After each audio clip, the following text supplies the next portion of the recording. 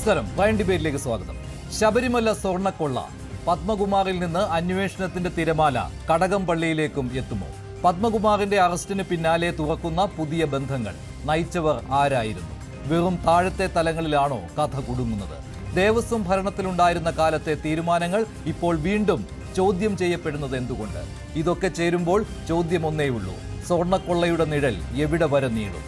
പത്മകുമാറിന്റെ തീരുമാനങ്ങൾ, ദേവസ്വം ഭരണകാലത്തെ വിവാദ ഇടപാടുകൾ, സ്വന്തം കൈപ്പടയിൽ സ്വർണം ചെമ്പാക്കിയത്, അവയുടെ നിഴൽ ഇപ്പോൾ കടകംപള്ളി അടക്കമുള്ള മുൻ സ്വാധീന കേന്ദ്രങ്ങളിലേക്കോ നീളുന്നത്?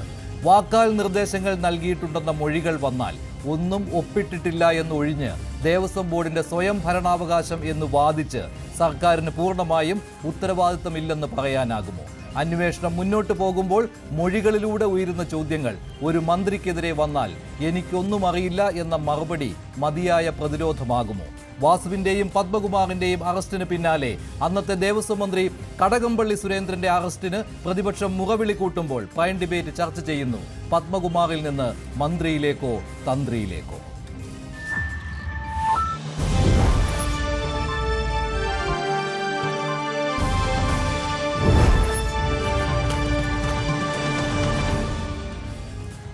പത്മകുമാറിന്റെ അറസ്റ്റിന് പിന്നാലെ എന്തെല്ലാം പുതിയ അന്വേഷണങ്ങളാണ് പ്രത്യേക അന്വേഷണ സംഘം നടത്താൻ പോകുന്നത് എന്നുള്ള ആകാംക്ഷ ഇപ്പോഴും നിറഞ്ഞു നിൽക്കുകയാണ്. അതേസമയം ഡിസംബർ ആദ്യ വാരം തന്നെ അടുത്ത അന്വേഷണ റിപ്പോർട്ട് ഹൈക്കോടതിയിൽ നൽകേണ്ടതുണ്ട് പ്രത്യേക അന്വേഷണ സംഘത്തിന്. അതിനാൽ തന്നെ പെട്ടെന്ന് തീരുമാനങ്ങളിലേക്ക് പോവുകയാണ് SIT. അതിനാൽ തന്നെ പല ചോദ്യങ്ങളും ഉയരുന്നു. അതേസമയം പ്രതിപക്ഷം ആവശ്യപ്പെടുന്നത് അന്നത്തെ ദേവസ്വം മന്ത്രി കടകംപള്ളി സുരേന്ദ്രനെ ചോദ്യം ചെയ്യണം എന്നുള്ളതാണ്. പക്ഷേ അതിലേക്കുള്ള വിവരങ്ങൾ ഇതുവരെ SITക്ക് കിട്ടിയിട്ടില്ല എന്നുള്ളതാണ് യാഥാർത്ഥ്യം. കാരണം പത്മകുമാറിൽ ഇതുവരെ ഒതുങ്ങിയിരിക്കുകയാണ് SITയുടെ അന്വേഷണം. അതിന് മുകളിൽ ആരും ഒരു ഫയലിലും ഒപ്പിട്ടിട്ടില്ല എന്നുള്ളതാണ്. പക്ഷേ അന്നത്തെ ദേവസ്വം ഭരണസമിതി അതിനെ നയിച്ചിരുന്ന പത്മകുമാറിന്റെ വിവാദമായ ഇടപെടലുകൾ, ഉണ്ണികൃഷ്ണൻ പോറ്റിക്ക് ഒത്താശ നൽകിയത്, ഇതിനെക്കുറിച്ചുള്ള കൃത്യമായ വിവരങ്ങൾ അന്വേഷണ സംഘത്തിന് കിട്ടിക്കഴിഞ്ഞു. 2019 മാർച്ചിലെ വിവാദമായ തിരുവിതാംകൂർ ദേവസ്വം ബോർഡ് യോഗം, അതിൽ സ്വന്തം കൈപ്പടയിൽ അജണ്ട എഴുതിയ പത്മകുമാർ, ആ അജണ്ടയിൽ സ്വർണ്ണപ്പാളികളെ ചെമ്പാക്കി മാറ്റിയ ജാലവിദ്യ, ഇത് പത്മകുമാറിൽ മാത്രം ഒതുങ്ങുമോ? അതിന് മുകളിലേക്ക് അന്വേഷണം പോകുമോ എന്ന ചോദ്യം ഉയരുമ്പോൾ advocate BN Haskar, advocate Anil Vilayil, Sreejith Panicker, Rahul Easwar എന്നിവർ ചേരുന്നു. അതിനു മുൻപ് ഇന്ന് CPMന്റെ സംസ്ഥാന സെക്രട്ടേറിയറ്റ് യോഗം ഈ വിഷയം ചർച്ച ചെയ്തിരുന്നു. അതിനുശേഷം MV ഗോവിന്ദന്റെ പ്രതികരണം കേൾക്കാം. അന്വേഷണം ആരംഭിച്ച ഘട്ടത്തിൽ തന്നെ ഉണ്ണികൃഷ്ണൻ പോറ്റി, മുരാരി ബാബു, D. സുധീഷ് കുമാർ, KS ബൈജു എന്നിവരെ അറസ്റ്റ് ചെയ്ത സന്ദർഭത്തിലും ഇവരുടെയെല്ലാം രാഷ്ട്രീയ കാഴ്ചപ്പാട് വെച്ചുകൊണ്ടല്ല ഞങ്ങൾ CPIയും ഗവൺമെന്റ് ഒരു നിലപാട് സ്വീകരിച്ചിട്ടുള്ളത്. ഞങ്ങളന്ന് പറഞ്ഞത് ഇതുമായിട്ട് ബന്ധപ്പെട്ട് ഹൈക്കോടതിയുടെ നിയന്ത്രണത്തിൽ SIT അന്വേഷണം എല്ലാ അർത്ഥത്തിലും ഞങ്ങൾ സ്വാഗതം ചെയ്തു. അറസ്റ്റുണ്ടായപ്പോൾ അതിനെ ശക്തിയായി പിന്തുണച്ചു. അതാണ് CPIഎമ്മും LDFും ചെയ്ത ഇതുമായിട്ട് ബന്ധപ്പെട്ട നിലപാട്. അതേസമയം പത്മകുമാറിന് പിന്നാലെ കടകംപള്ളി സുരേന്ദ്രന്റെ അറസ്റ്റ് വേണം എന്നുള്ള ആവശ്യമാണ് പ്രതിപക്ഷം ഉന്നയിക്കുന്നത്. കോൺഗ്രസും BJPയും ഈ നിലപാടിലാണ്. K. സുരേന്ദ്രന്റെ വാക്കുകൾ കൂടി കേൾക്കാം. ശബരിമല സ്വർണ്ണക്കൊള്ളയിൽ മുൻ ദേവസ്വം പ്രസിഡന്റ് പത്മകുമാറിന്റെ അറസ്റ്റോടെ ഈ കേസിന് ഏറ്റവും സുപ്രധാനമായിട്ടുള്ള ഒരു മാനം വന്നിരിക്കുകയാണ്. കൃത്യമായ രാഷ്ട്രീയ ഇടപെടലുകൾ ശബരിമലയിലെ സ്വർണ്ണക്കൊള്ളയിൽ ഉണ്ടായിരുന്നു എന്നുള്ള വസ്തുത സ്ഥിരീകരിക്കപ്പെടുകയാണ്. ഞങ്ങൾ ആദ്യ ദിവസം മുതൽക്ക് തന്നെ ശബരിമലയിൽ നടന്ന അതിഭീകരമായ കൊള്ള CPMന്റെ ആസൂത്രണമാണ് എന്നുള്ള ആരോപണമാണ് ഉന്നയിച്ചിരുന്നത്. സർക്കാരും CPMന്റെ നേതൃത്വവും ഗൂഢാലോചന നടത്തിയാണ് ശബരിമലയിൽ സ്വർണ്ണക്കൊള്ള നടത്തിയത്. അതിപ്പോൾ വളരെ വ്യക്തമായി സ്പഷ്ടമായി തെളിഞ്ഞിരിക്കുക. ദേവസ്വം ബോർഡിന്റെ പ്രസിഡന്റായിരുന്ന പത്മകുമാർ സംസ്ഥാനത്തെ CPMന്റെ ഒരു മുൻ MLA ആണ്. പത്തനംതിട്ടയിലെ ഏറ്റവും സീനിയർ മാർക്സിസ്റ്റ് പാർട്ടി നേതാവാണ്. മുഖ്യമന്ത്രി ശ്രീ പിണറായി വിജയന്റെയും അന്നത്തെ ദേവസ്വം മന്ത്രി ശ്രീ കടകംപള്ളി സുരേന്ദ്രന്റെയും വളരെ വിശ്വസ്തനായിട്ടുള്ള അനുയായിയും. പത്മകുമാറിനെ മറ്റു പല പേരുകളും വന്നിട്ടും മുഖ്യമന്ത്രി ശ്രീ പിണറായി വിജയന്റെ നിർദ്ദേശാനുസരണമാണ് പത്മകുമാറിനെ ദേവസ്വം ബോർഡിന്റെ പ്രസിഡന്റാക്കുന്നത്. ദേവസ്വം മന്ത്രിയും മുഖ്യമന്ത്രിയും അതീവ താല്പര്യമെടുത്താണ് ശ്രീമാൻ പത്മകുമാറിനെ ദേവസ്വം ബോർഡ് പ്രസിഡന്റാക്കുന്നത്. അന്ന് പ്രധാനപ്പെട്ട മറ്റ് പല പേരുകളും ഉയർന്നു വന്നിരുന്നു. ആ പേരുകൾ ഒഴിവാക്കിക്കൊണ്ട് പത്മകുമാറിലേക്ക് ദേവസ്വം ബോർഡ് പ്രസിഡന്റ് പദവി നൽകിയത് ഏറ്റവും തലപ്പത്തുള്ള തീരുമാനത്തിന്റെ ഭാഗമായിട്ടാണ്. അതുകൊണ്ട് ഇനി ഞങ്ങൾക്കിതിൽ രാഷ്ട്രീയമായ ബന്ധമില്ല, സർക്കാരിന്റെ കൈകൾ ശുദ്ധമാണ്, CPMന്റെ കൈകൾ ശുദ്ധമാണ് എന്ന് പറയുന്നതിൽ ഒരു ന്യായവുമില്ല. ഇതാണ് പ്രതിപക്ഷത്തിന്റെ ആവശ്യം. കെ സുരേന്ദ്രൻ ഇക്കാര്യം ആവശ്യപ്പെടുന്നു. അതേസമയത്ത് തന്നെ കോൺഗ്രസും ഇതേ ആവശ്യം തന്നെയാണ് ഉന്നയിക്കുന്നത്. ശ്രീ പണിക്കർ, കടകംപള്ളിയിലേക്ക് കരങ്ങൾ നീങ്ങുന്നു എന്ന രീതിയിലൊക്കെയുള്ള വാർത്തകൾ ഉണ്ടായിരുന്നു, മൊഴികളുണ്ട് എന്നൊക്കെ വാർത്തയുണ്ടായിരുന്നു. പക്ഷേ അതെല്ലാം അഭ്യൂഹം മാത്രമാണ് എന്നാണ് ഇതുവരെയുള്ള റിപ്പോർട്ടുകൾ സൂചിപ്പിക്കുന്നത്. അങ്ങനെ ഒരു മൊഴി ഇതുവരെ വന്നിട്ടൊന്നുമില്ല. അതുമാത്രമല്ല, റിമാൻഡ് റിപ്പോർട്ടിൽ അതിൻ്റെ മുഴുവൻ ഭാഗങ്ങളും നമുക്ക് കിട്ടിയിട്ടില്ല. എങ്കിൽ പോലും കിട്ടിയ വിവരങ്ങൾ അനുസരിച്ച് അതിലൊന്നും ആ രീതിയിലുള്ള മൊഴി വന്നിട്ടില്ല. പക്ഷേ അന്നത്തെ തിരുവിതാംകൂർ ദേവസ്വം ബോർഡ് പ്രസിഡന്റ് പത്മകുമാർ ഭരണസമിതിയിൽ വെച്ച് ഇങ്ങനെയൊരു തീരുമാനം എടുക്കണമെങ്കിൽ അതിന് പിന്നിൽ, അതിൻ്റെ മുകളിൽ മറ്റൊരു ശക്തി ഉണ്ടാവാം എന്നുള്ള സംശയം സ്വാഭാവികമാണല്ലോ.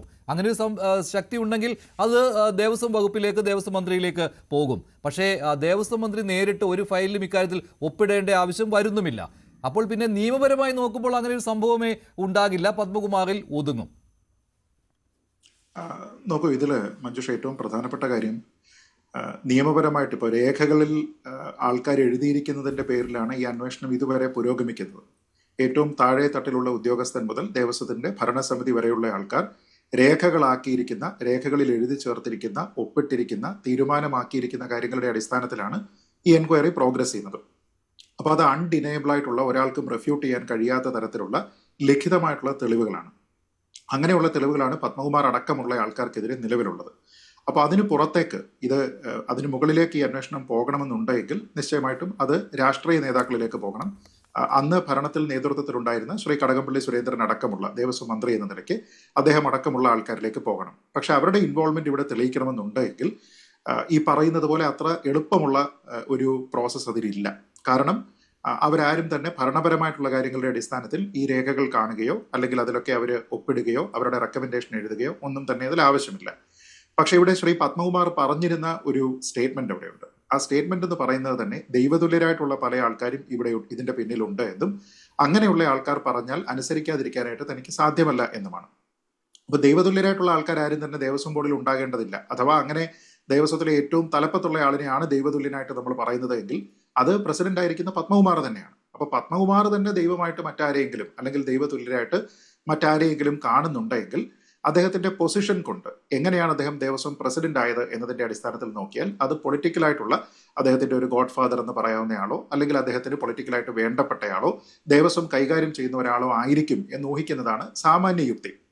അപ്പൊ അങ്ങനെ നോക്കിക്കഴിഞ്ഞാൽ അത് ശ്രീ കടകംപള്ളി സുരേന്ദ്രന്റെക്കോ CPMന്റെ മറ്റു പല നേതാക്കന്മാരിലേക്കോ ഒക്കെ പോകാനുള്ള സാധ്യതയുണ്ട്. അപ്പൊ നമുക്കറിയാം ഇതുമായി ബന്ധപ്പെട്ട് അറസ്റ്റ് ചെയ്യപ്പെട്ടിരിക്കുന്ന പല ഉദ്യോഗസ്ഥർക്കുമുള്ള ഇടത് പശ്ചാത്തലത്തിനെ കുറിച്ച് നമുക്കറിയാം. ശ്രീ വാസുവിനുള്ള ഇടത് പശ്ചാത്തലത്തിനെ കുറിച്ചറിയാം. ശ്രീ പത്മകുമാറിനുള്ള ഇടത് പശ്ചാത്തലത്തിനെ കുറിച്ചറിയാം. സാധാരണഗതിയിൽ CPMനെ സംബന്ധിച്ചിടത്തോളം അവരെല്ലാ തീരുമാനങ്ങളും ചർച്ച ചെയ്തിട്ടാണ് എടുക്കുക. അപ്പോൾ നമുക്കറിയാമല്ലോ, ഇപ്പൊ ഈ സഹകരണ ബാങ്കുകളുമായി ബന്ധപ്പെട്ട അത്തരത്തിലുള്ള കൊള്ളയിൽ പോലും പാർട്ടിക്ക് നേതൃത്വം അതിൽ പങ്കുണ്ട് എന്നതുമായി ബന്ധപ്പെട്ടിട്ടാണ് ഈ അന്വേഷണം എല്ലാം തന്നെ പുരോഗമിക്കുന്നത്. അപ്പൊ അങ്ങനെ വന്നു കഴിഞ്ഞാൽ ഏതെങ്കിലും ഒരു മുരാരി ബാബുവും ഒരു KS ബൈജുവും ഒരു സുധീഷ് കുമാറും ഒരു ജയശ്രീയും ഒരു പത്മകുമാറും മാത്രം വിചാരിച്ചാൽ ഈ തട്ടിപ്പ് നടക്കുമോ? ഇങ്ങനെ ബൃഹത്തായിട്ടുള്ള ഒരു പദ്ധതി അവർ ആസൂത്രണം ചെയ്യുമോ? അങ്ങനെയാണ് നമ്മൾ ചിന്തിക്കുന്നത് എങ്കിൽ അതത്ര എളുപ്പമല്ല. അവർക്ക് മാത്രമായിട്ട് പുൾ ഓഫ് ചെയ്യാൻ കഴിയുന്ന രീതിയിലുള്ള ഒരു തട്ടിപ്പല്ല ഇത് എന്ന് നമുക്ക് മനസ്സിലാകും. അങ്ങനെയെങ്കിൽ അതിലേക്ക് പാർട്ടിക്ക് വളരെ വേണ്ടപ്പെട്ട പത്മകുമാറും വാസുവും 2 പ്രധാനപ്പെട്ട പദവികൾ ഇരിക്കുന്ന സമയത്ത് അതിൽ ഉൾപ്പെട്ടിട്ടുണ്ടെങ്കിൽ അവർ മാത്രം വിചാരിച്ചാൽ ഇത് നടക്കുമോ എന്ന് ചോദിച്ചു കഴിഞ്ഞാലും പാർട്ടി സ്ട്രക്ചർ അറിയാവുന്ന, ഇവർക്ക് പാർട്ടിയിലുള്ള സ്വാധീനം അറിയാവുന്ന ആൾക്കാരെ സംബന്ധിച്ചിടത്തോളം അവരങ്ങനെ വിചാരിക്കാനുള്ള, അല്ലെങ്കിൽ അവർ മാത്രമായിട്ട് അങ്ങനെ ഒരു തീരുമാനമെടുക്കാനുള്ള സാധ്യതയില്ല എന്ന് മാത്രമേ കരുതുകയുള്ളൂ.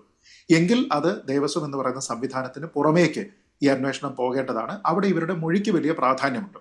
മൊഴി കിട്ടിയാൽ മാത്രം അതിലേക്ക് അന്വേഷണം പോകും. നമുക്ക് ഇതുവരെ ഇപ്പോൾ അന്വേഷണ സംഘം നേരിട്ട് ഹൈക്കോടതിക്ക് റിപ്പോർട്ട് നൽകുന്ന ഒരു സ്ഥിതിവിശേഷം ഉള്ളതുകൊണ്ട് മൊഴി കിട്ടിയാൽ അന്വേഷണം മുന്നോട്ട് പോകുമെന്ന് തന്നെ ഇപ്പോൾ വിശ്വസിക്കാം. ഇതുവരെ അങ്ങനെ ഉണ്ടായിരുന്നു. അത് മാത്രമല്ല, ബന്ധപ്പെട്ട രേഖകൾ പിടിച്ചെടുക്കുവാനും അന്വേഷണ സംഘത്തിന് കഴിഞ്ഞിരുന്നു. ഇവിടെ ശ്രീജിത്ത് സൂചിപ്പിച്ച പോലെ ഈ വിഷയത്തിൽ കടകംപള്ളിയിലേക്ക് അങ്ങനെ ഒരു മൊഴി കിട്ടിയാൽ പോലും രേഖകളുടെ അഭാവം അക്കാര്യത്തിൽ ഉണ്ടാകും. പക്ഷേ അന്വേഷണത്തിന് തടസ്സമുണ്ടാകാൻ സാധ്യതയില്ല. ഇതെല്ലാം ഊഹങ്ങൾ മാത്രമാണ്. അഡ്വക്കേറ്റ് BN ഹസ്കർ, ആരും ചിന്തിച്ചു പോകുന്ന ഒരു കാര്യമാണ് പത്മകുമാർ ആയിട്ട് ഈ ഒരു തീരുമാനം എടുക്കുമോ എന്നുള്ളത്.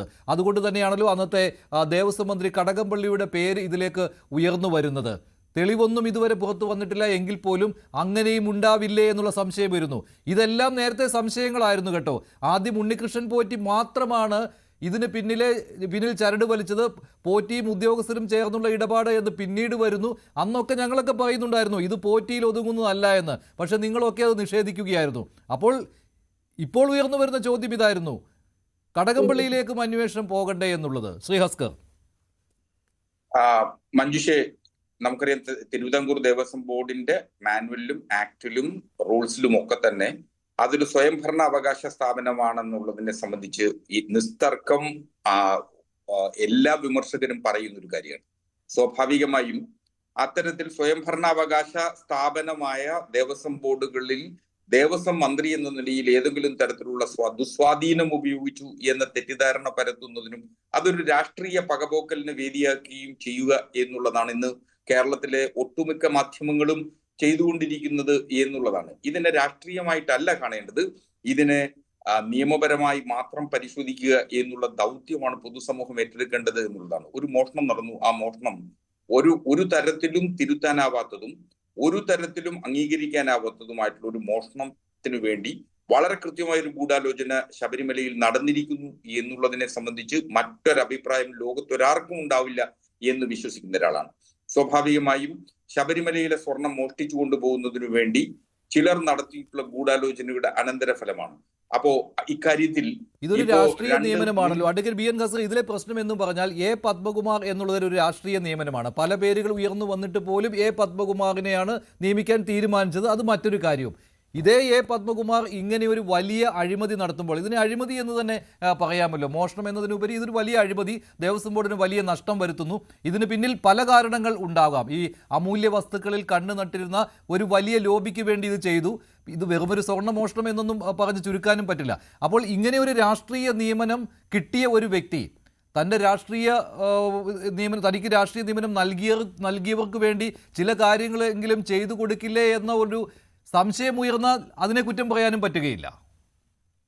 CPM എല്ലാ കാലത്തും എടുത്തിട്ടുണ്ട്. അങ്ങ് CPM-ന്റെ രാഷ്ട്രീയ ചരിത്രം പരിശോധിച്ചാൽ ഏറ്റവും ഒടുവിൽ ഇപ്പൊ ജയകുമാർ സാറിനെ ദേവസ്വം ബോർഡിന്റെ പ്രസിഡന്റായി നിയമിക്കുന്ന ഉത്തരവ് വരെയുള്ളത് പരിശോധിച്ചു കഴിഞ്ഞാൽ CPM എല്ലാ കാലത്തിലും എടുക്കുന്ന നിലപാടുകൾ എന്ന് പറയുന്നത് പാർട്ടിയുടെ സംസ്ഥാന സെക്രട്ടേറിയറ്റും സംസ്ഥാന കമ്മിറ്റിയും കൂടിയാലോചിച്ചെടുക്കുന്ന തീരുമാനങ്ങളുടെ അടിസ്ഥാനത്തിലാണ് എപ്പോഴും ഇത്തരം നിയമനങ്ങൾ എടുക്കുക എന്നുള്ളത്.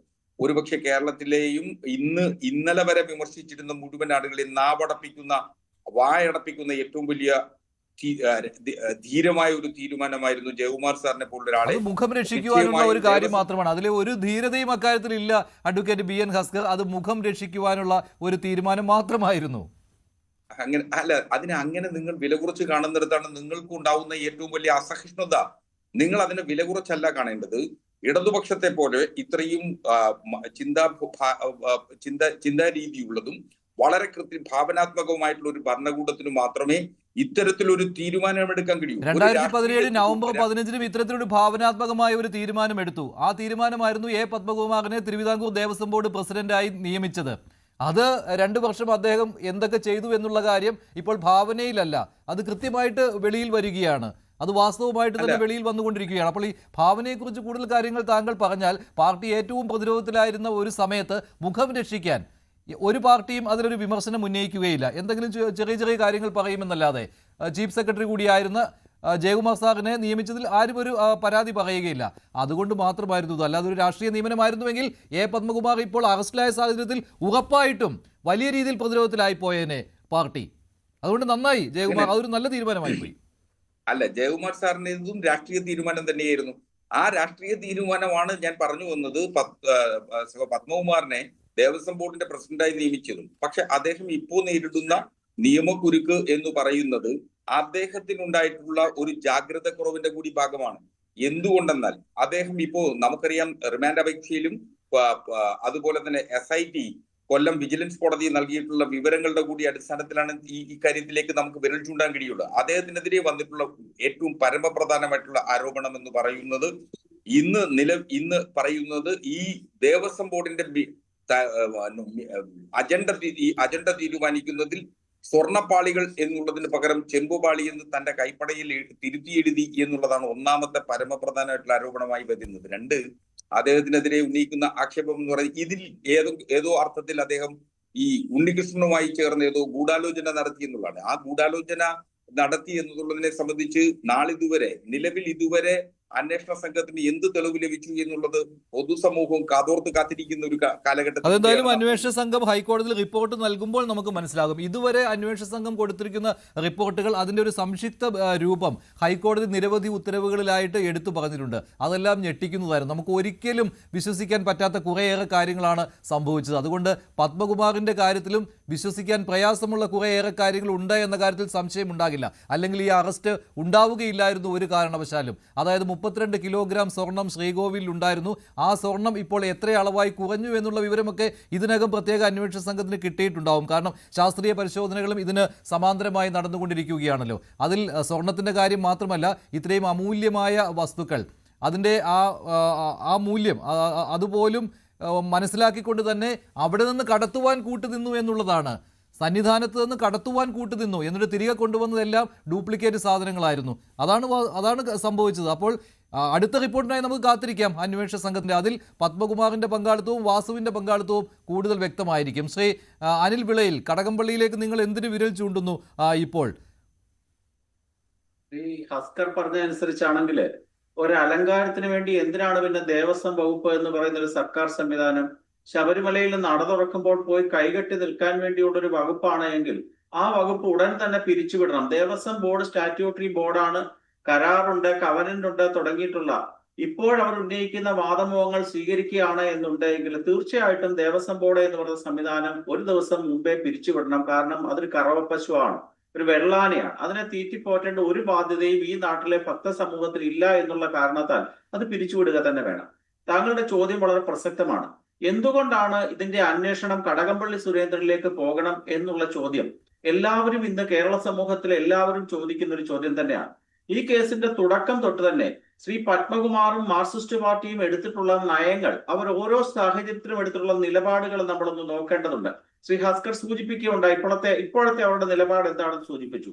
ആദ്യഘട്ടത്തില് ശ്രീ ഉണ്ണികൃഷ്ണൻ പോറ്റി ഈ വിവാദ വിഷയം ഏതോ കാരണത്താൽ പുറത്തുവിട്ടപ്പോൾ CPM പറഞ്ഞ ആരോപണം എന്തായിരുന്നു? പമ്പയിൽ നടന്ന ആഗോള അയ്യപ്പ നിക്ഷേപക സംഗമത്തിന്റെ ശോഭ കെടുത്താൻ വേണ്ടി ഉണ്ടായിട്ടുള്ള ഒരു സംഭവമാണ്, അങ്ങനെയൊന്നും ശബരിമലയിൽ നടന്നിട്ടില്ല എന്നായിരുന്നു CPM ആദ്യഘട്ടത്തിൽ പറഞ്ഞത്. അതിനുശേഷം ഉണ്ണികൃഷ്ണൻ പോറ്റിയുടെ അറസ്റ്റിൽ നിന്ന് മുരാരി ബാബുവിലേക്കും അല്ലെങ്കിൽ സുധീഷ് കുമാറിലേക്കും ബൈജുവിലേക്കും പോയപ്പോൾ CPM പറഞ്ഞ അടുത്ത വാദമുഖം എന്തായിരുന്നു? ദേവസ്വം ബോർഡിലെ ചില ഉദ്യോഗസ്ഥർ ചെയ്തിട്ടുള്ള തോന്നിവാസത്തിന് പാർട്ടിയോ ബോർഡോ ഉത്തരവാദിത്വം വഹിക്കേണ്ടതില്ല എന്നായിരുന്നു രണ്ടാം ഘട്ടത്തിൽ പറഞ്ഞത്. മൂന്നാം ഘട്ടത്തില് ശ്രീ വാസുവിലേക്ക് അന്വേഷണം പൂർത്തിയാക്കി വാസുവിന്റെ അറസ്റ്റ് വന്നപ്പോൾ CPM എടുത്ത നിലപാട് എന്തായിരുന്നു? അവർ അന്നേരം പറഞ്ഞു അദ്ദേഹം ഞങ്ങളുടെ പാർട്ടിയുമായിട്ടൊന്നും ബന്ധമുള്ള ആളൊന്നുമല്ല, അദ്ദേഹം ഒരു ബ്യൂറോക്രാറ്റ് ആയിരുന്നു എന്നുള്ളതായിരുന്നു അവരുടെ അടുത്ത നിലപാട്. ഇപ്പോൾ ആ അന്വേഷണത്തിന്റെ 6ാം പ്രതിയായിട്ടുള്ള 6ാമത്തെ വിക്കറ്റ് വീണ് കഴിഞ്ഞപ്പോൾ ഇപ്പോൾ ശ്രീ ഹസ്കർ പറഞ്ഞൊരു വാചകം ശ്രദ്ധിച്ചിട്ടുണ്ടല്ലോ, ഒരു ജാഗ്രത കുറവുണ്ടായി. ഇതാണ് ഇവരുടെ പിന്തിരിപ്പൻ നടപടികൾ എന്ന് പറയുന്നത്. അവർ ഓരോ സാഹചര്യത്തിലും ഈ മോഷണത്തിനെ ഓരോ രീതിയിൽ ഇന്റർപ്രറ്റ് ചെയ്തുകൊണ്ടിരിക്കുകയാണ്. അത് അടുത്ത ഘട്ടത്തിലേക്ക് ഇത് പോവുക. മറ്റൊരു കാര്യം കൂടിയുണ്ട്, പത്മകുമാർ അറസ്റ്റിലായല്ലേ ഉള്ളൂ, കുറ്റവാളി ആയിട്ടില്ലല്ലോ. ഈ ഒരു സമീപനം കൂടി CPM ഉണ്ട് കേട്ടോ. അതായത് പത്മകുമാറിനെ ഇതുവരെ CPM തള്ളി പറഞ്ഞിട്ടില്ല.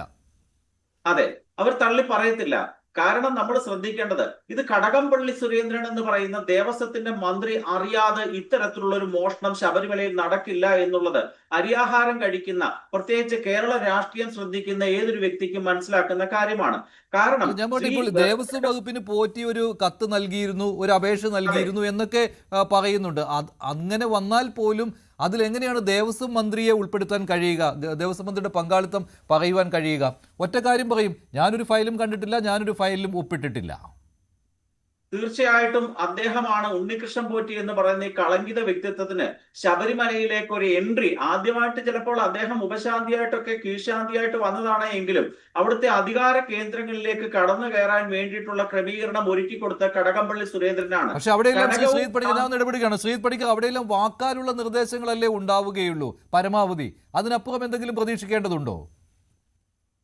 ഇല്ല, അത് ഇവർ വളരെ സ്മാർട്ടാണ്. സ്മാർട്ടാകുന്നത് മാത്രമല്ല, നമുക്കറിയാം ഭരണപരമായിട്ട് ഇങ്ങനെയുള്ള കാര്യങ്ങളിൽ ഒന്നും തന്നെ ഒരു തീരുമാനത്തിൽ മന്ത്രി ഒപ്പിടേണ്ടി വരുന്നതായിട്ടുള്ള ഒരു സാഹചര്യമില്ല. കാരണം ഇത് ദേവസ്വം ബോർഡിന്റെ ഒരു ഡേ ടു ഡേ അഫെയർ ആയിട്ടുള്ള ഒരു കാര്യമാണ്. ദേവസ്വം ബോർഡ് മാത്രം തീരുമാനിക്കേണ്ടുന്ന ഒരു കാര്യമാണ്. അതുകൊണ്ട് ഒരു രേഖയുടെ അടിസ്ഥാനത്തിൽ, അതായത് നമ്മളിപ്പോൾ കാണുന്നത് പോലെ ഒരു കവർച്ചയെ വ്യവസ്ഥാപിതമായിട്ടുള്ള മാർഗത്തിലൂടെയുള്ള ഒരു പരിപാടിയാക്കി മാറ്റുന്ന ഒരു പ്രോസസ്സിന്റെ ഒരു ഭാഗത്തും മന്ത്രി വരുന്നില്ല. കാരണം അത് ദേവസ്വത്തിന്റെ ഭരണസമിതി അനുമതി കൊടുക്കുന്നതോടുകൂടി അത് ഫൈനാലിറ്റിയിൽ എത്തുകയാണ്. അതുകൊണ്ട് നേരിട്ട് അങ്ങനെയുള്ള, അതായത് ഇപ്പോൾ പത്മകുമാറും വാസുവും അടക്കമുള്ള ആൾക്കാർ കുടുങ്ങുന്നതിന് സമാനമായിട്ടുള്ള ഒരു സാഹചര്യം ദേവസ്വം മന്ത്രിയുടെ കാര്യത്തിൽ എന്തായാലും ഉണ്ടാവില്ല. പക്ഷെ അവിടെ മറ്റു കാര്യങ്ങൾ പരിശോധിക്കണം. ഇപ്പോൾ സാധാരണ ഒരു കൊലപാതക കേസിൽ നമ്മളൊരു ആരോപണം ഉന്നയിക്കുമ്പോൾ അതിലൊരു ഗൂഢാലോചന ഉണ്ട് എന്ന് പറയുന്ന സമയത്ത് അത് തെളിയിക്കുന്നതിന് വേണ്ടിയിട്ട് രേഖകളുടെ അടിസ്ഥാനത്തിലല്ലല്ലോ. അപ്പോൾ അത് സാഹചര്യ തെളിവുകൾ ഉണ്ടാകും, അവിടെ നിന്ന് മറ്റെന്തെങ്കിലും തെളിവുകൾ കണ്ടെത്തുന്നുണ്ടാകും, ഇവർ തമ്മിലുള്ള ബന്ധം എസ്റ്റാബ്ലിഷ് ചെയ്യുന്ന മറ്റെന്തെങ്കിലും തെളിവുകൾ ഉണ്ടാകാം. അങ്ങനെയുള്ള കുറേയധികം കാര്യങ്ങളാണ് അതിൽ അന്വേഷിക്കേണ്ടത്. അപ്പോൾ അങ്ങനെ ദേവസ്വം മന്ത്രിയായിരുന്ന ശ്രീ കടകംപള്ളി സുരേന്ദ്രനെതിരെ പത്മകുമാറിന്റെയോ വാസുവിന്റെയോ മറ്റേതെങ്കിലും ഒരാളിന്റെയോ മൊഴി കിട്ടിയിട്ടുണ്ടെങ്കിൽ ആ മൊഴി പിന്നീട് അന്വേഷിക്കുകയാണ്. പക്ഷെ അങ്ങനെയാണെങ്കിൽ മന്ത്രി ഉണ്ടെങ്കിൽ തന്ത്രിയും ഉണ്ടാവുകയില്ലേ ശ്രീത് പണിക്കർ? മന്ത്രിയേക്കാൾ തന്ത്രിയുടെ കാര്യമാണല്ലോ. കാരണം പലതവണയും ഇപ്പോൾ പത്മകുമാർ ഉൾപ്പെടെയുള്ള ആളുകൾ പറഞ്ഞിട്ടുള്ള കാര്യമാണ് തന്ത്രിയുടെ നിർദ്ദേശം. അത് CPM നേതാക്കളും പറയുന്നുണ്ട്, തന്ത്രിയുടെ നിർദ്ദേശപ്രകാരമാണ് എല്ലാ കാര്യങ്ങളും അവിടെ ചെയ്തിട്ടുള്ളത് എന്ന്. അപ്പോൾ മന്ത്രി ഉണ്ടെങ്കിൽ തന്ത്രിയും ഉണ്ടാവും. നിലവിൽ നമുക്ക് മനസ്സിലാക്കാൻ കഴിയുന്നിടത്തോളം ശബരിമലയിലുള്ള അറ്റകുറ്റപ്പണികളുമായി ബന്ധപ്പെട്ട് അതിന്റെ ഒരു ഫസ്റ്റ് കമന്റ് വരുന്നതാണ് തന്ത്രിയിൽ നിന്ന്. അപ്പോൾ അതിനു വേണ്ടിയിട്ടാണ് തന്ത്രിയെ ഉപയോഗിച്ചിരിക്കുന്നത്. ഇപ്പോൾ ഉദാഹരണത്തിന് ശബരിമലയിലെ ശ്രീകോവിലിന്റെ കതകിനുള്ള പ്രശ്നം, അപ്പോൾ കതകിനുള്ള പ്രശ്നം, അതിന്റെ കട്ടളയ്ക്കുള്ള പ്രശ്നം, അവിടെയുള്ള താങ്ങുപീഠത്തിനുള്ള പ്രശ്നം, അല്ലെങ്കിൽ ദ്വാരപാലക പാളികൾക്കുണ്ടായിരിക്കുന്ന തേയ്മാനം, അല്ലെങ്കിൽ അതിൽ ചെമ്പ് തെളിഞ്ഞു വന്നിരിക്കുന്നു, ഇങ്ങനെയുള്ള കാര്യങ്ങളുമായി ബന്ധപ്പെട്ട് ഇവിടെ ഒരു പ്രശ്നമുണ്ട്, അപ്പോൾ ഇത് പരിഹരിച്ച് തരണം എന്നുള്ള ഒരു റിക്വയർമെന്റ് ആണ് സാധാരണ തന്ത്രിയിൽ നിന്ന് വരുന്നത്. അതല്ല നമ്മൾ ഈ പറയുന്ന ഡോക്യുമെന്റഡ് പ്രോസസ്സിന്റെ ഒരു ഭാഗത്തും തന്ത്രിയില്ല. പിന്നെന്താ ചെയ്യുക? ഉദ്യോഗസ്ഥർ ആ തീരുമാനമെടുക്കുന്നു, ഇങ്ങനെ ഒരു പരാതി കിട്ടിയിട്ടുണ്ട് എന്ന് പറയുന്നു, അതിനെ പരിഹരിക്കുന്നതിന് വേണ്ടുന്ന മാർഗങ്ങളിലേക്ക് പോകുന്നു. ആ മാർഗങ്ങൾ എന്ന് പറയുന്നതാണ് എല്ലായ്പ്പോഴും ഉണ്ണികൃഷ്ണൻ പോറ്റിയിലേക്കും പിന്നീട് അതുവഴി സ്മാർട്ട് ക്രിയേഷൻസിലേക്കും ഒക്കെ തന്നെ എത്തിപ്പെടുന്നത്. അപ്പൊ അതുകൊണ്ട് നേരിട്ട് അവിടെ തന്ത്രിയെ കുറ്റപ്പെടുത്തുന്ന തരത്തിലുള്ള ഒരു കാര്യങ്ങളുമില്ല. ഇങ്ങനെയുള്ള ഒരു പ്രോസസ്സിന്റെ ഭാഗമായിട്ട് തന്ത്രി ഒരു ഭാഗത്തും വരുന്നതുമില്ല.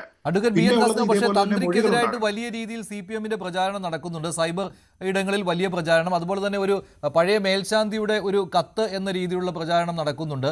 തന്ത്രിക്ക് പങ്കാളിത്തം ഉണ്ട് എന്നുള്ള രീതിയിൽ ഉണ്ണികൃഷ്ണൻ പോറ്റിയുമായി അടുത്ത ബന്ധമാണ് ഉണ്ടായിരുന്നത് എന്ന കാര്യം, അതുപോലെ തന്നെ തന്ത്രി നൽകിയ നിർദ്ദേശപ്രകാരമാണ് ഇങ്ങനെ ഈ അമൂല്യ വസ്തുക്കൾ അവിടെ നിന്ന് പോകുന്നു എന്ന രീതിയിൽ മറ്റൊരു തരത്തിൽ പ്രചാരണം. എന്തുകൊണ്ടാണ് നിങ്ങൾ തന്ത്രിയിലേക്ക് ഈ വിഷയം കേന്ദ്രീകരിക്കാൻ നോക്കുന്നത്?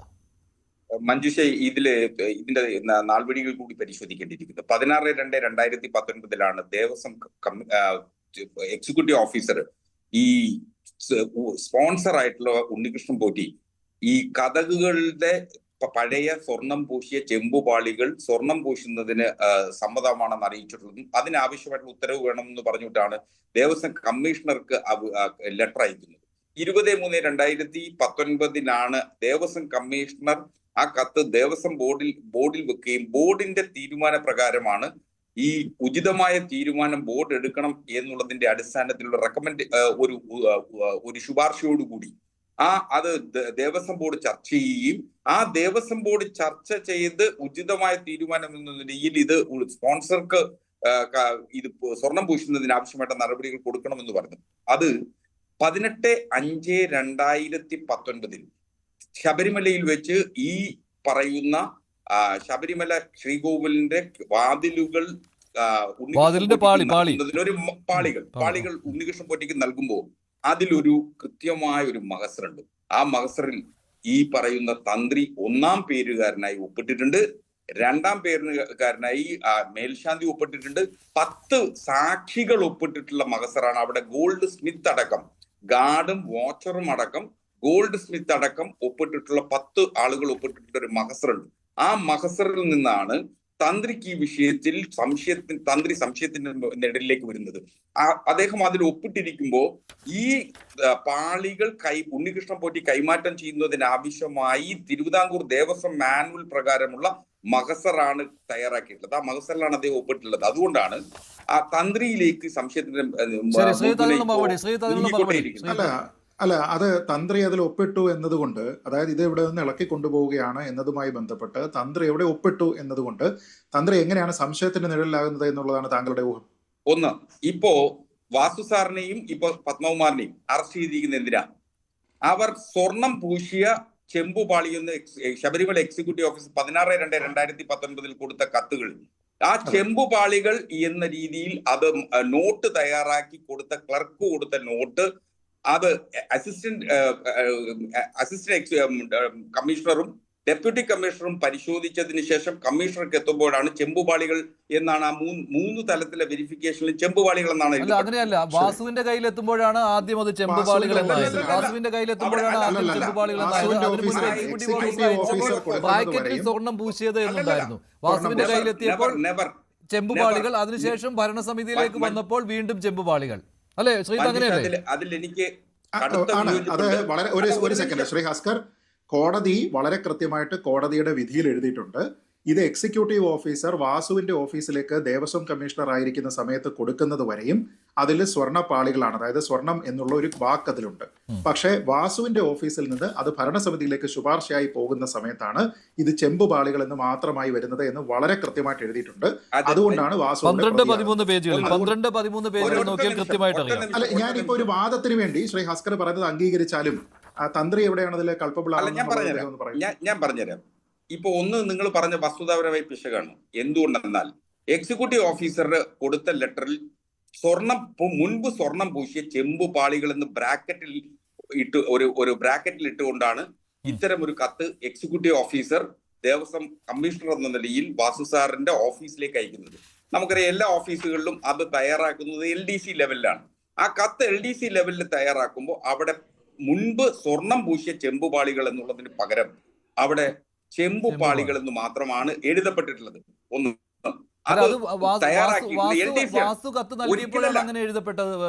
വാസുവിന്റെ ഓഫീസിൽ നിന്ന് താങ്കൾക്ക് സംശയമുണ്ടെങ്കിൽ ഞാൻ വായിക്കാം. The communication specifically recorded that the door frames were earlier gold cladded and the executive officer requested that orders be issued to hand over the said frames to Mr. Unnikrishnan Potti. ആണല്ലോ. Acting upon this request, the Devaswom commissioner എന്ന് വാസുവാണല്ലോ, by communication dated 6/3/2019 recommended to the TDB that the gold cladded copper plates be handed over to Mr. Potti. However, in that communication, വാസുവിന്റെ അത് ഏറ്റവും പ്രധാനപ്പെട്ടതാണ്. വാസുവിന്റെ communication, the item were erroneously and misleadingly described as copper plates. അത് വാസുവിന്റെ communication ആണ്. ഹൈക്കോടതിയുടെ ഉത്തരവാണിത്. അത് മാത്രമല്ല, remand റിപ്പോർട്ടിൽ പ്രത്യേക അന്വേഷണ സംഘവും എടുത്തു പറഞ്ഞിട്ടുള്ള കാര്യമാണിത്. അതല്ല, ഒരു സെൻറ്റൻസ് കൂടി ഉണ്ട്. Contrary to the executive officers description, അതായത് എക്സിക്യൂട്ടീവ് ഓഫീസർ പറഞ്ഞതിന് വിരുദ്ധമായി കോപ്പർ പ്ലേസ് എന്ന് എഴുതിയെന്നാണ്. ഞാനിത് വളരെ കൃത്യമായി ഉത്തരവാദിത്ത ബോധത്തോടു കൂടിയാണ് ഞാനിത് പറയുന്നത്.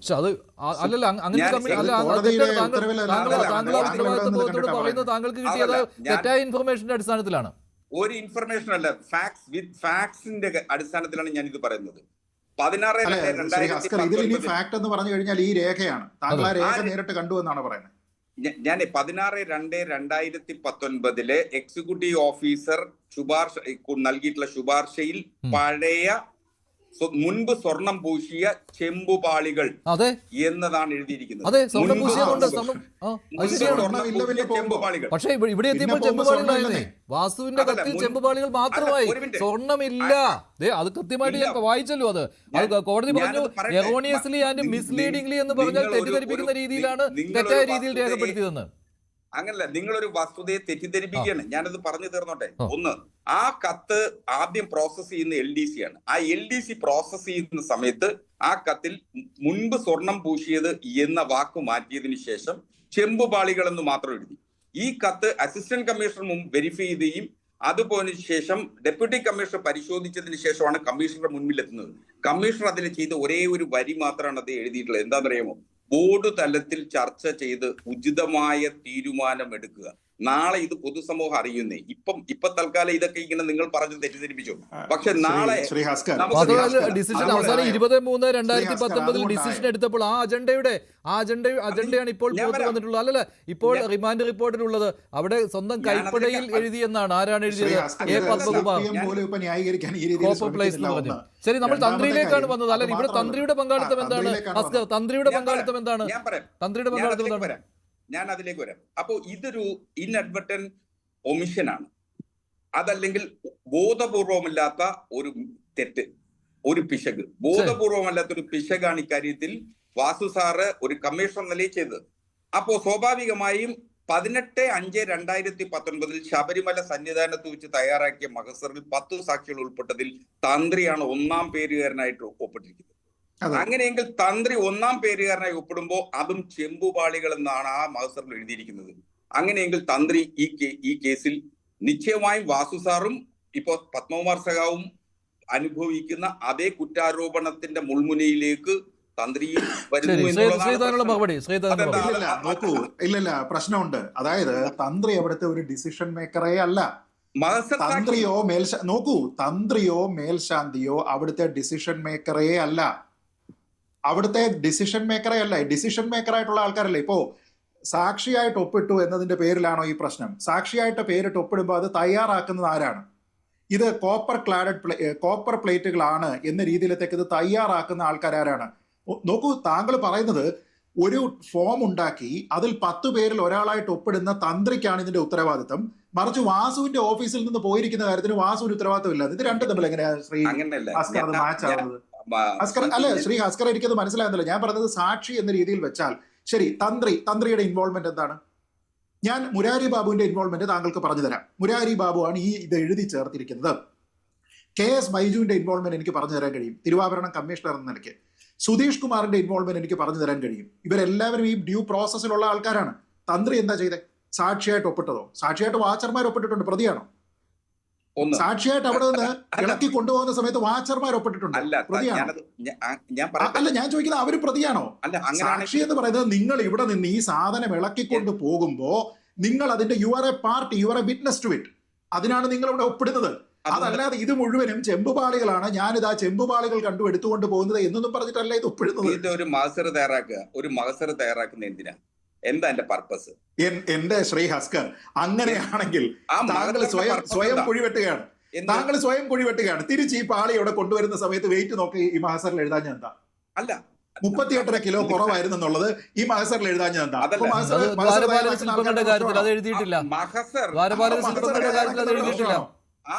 ഞാനീ പറഞ്ഞത് ഇപ്പോ കത്തിൽ നോക്ക്, ഇത് വെറുതെ ഡയറക്റ്റ് കുറ്റവാളിയായിട്ടുള്ള വാസുവിന്റെ ഇത് മാത്രമല്ല, താങ്കൾക്കറിയാം ഉണ്ണികൃഷ്ണൻ പോറ്റിയുടെ എക്സസ് ഗോൾഡ് ഇരിപ്പുണ്ടെന്ന് കേട്ടിട്ട് അത് അവിടെ ഇരിക്കട്ടെ എന്ന് കരുതിയ ആളാണ്. അത് തിരിച്ച് ഇല്ലില്ല, കോടതി പറഞ്ഞിരിക്കുന്നത് അതിലെന്താ? അല്ലല്ല, ഒരു സെക്കൻഡ്, കോടതി ശ്രീ ഹസ്കർ കണ്ടതല്ലേ? എന്താ പറഞ്ഞിരുന്നത്? വളരെ കൃത്യമായിട്ട് പറഞ്ഞിരിക്കുന്നത്, ഇങ്ങനെ അനധികൃതമായിട്ട് ദേവസ്വത്തിന്റെ സ്വത്ത് ഉണ്ണികൃഷ്ണൻ പോറ്റിയുടെ കയ്യിൽ ഉണ്ട് എന്ന് അറിഞ്ഞിട്ട് അത് റിക്കവർ ചെയ്യുന്നതിനുള്ള ഒരു നടപടിക്രമങ്ങളും അദ്ദേഹം സ്വീകരിച്ചില്ല. ചെയ്തോ? അത് എത്ര മാസം കഴിഞ്ഞിട്ടാണ്? അതുകൂടി നോക്കണം. ഈ കഥക അവിടെ കൊണ്ടുവച്ചത് 2019 മാർച്ച് 11-നാണ്. ഈ ഉണ്ണികൃഷ്ണൻ പോറ്റി ഈ ഇമെയിൽ അയക്കുന്നത് വാസുവിന് അയക്കുന്നത് വാസു പ്രസിഡന്റായി വന്നതിന് ശേഷം ഡിസംബറിലാണ്. എത്ര മാസം ആ സ്വർണം കൈവശം വെച്ചിട്ടുണ്ട്? ഇതൊന്നും വാസുവിന് ഒരു സംശയവും തോന്നിയില്ലേ? അങ്ങനല്ല.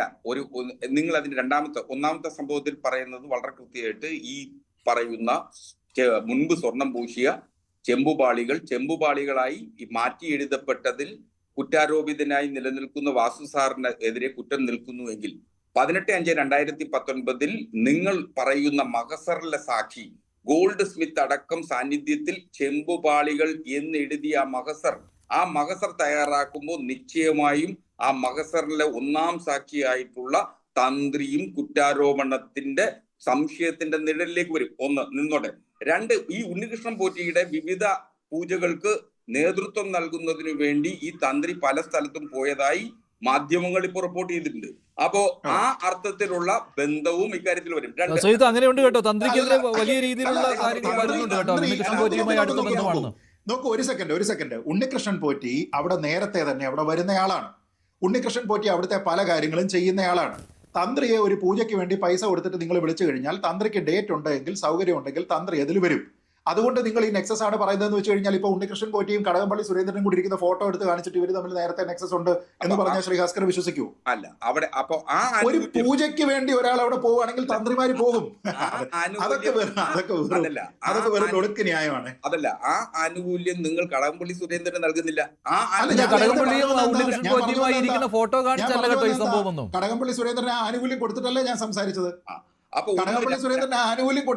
അനിലിന്റെ അഭിപ്രായം കൂടി. അനിൽ, പക്ഷേ തന്ത്രിയെ താങ്കൾ വെറുതെ വിടില്ലല്ലോ അല്ലെ? തന്ത്രിയുടെ ഇൻവോൾവ്മെന്റ് താങ്കൾ സംശയിക്കുന്നുണ്ടല്ലോ അല്ലെ?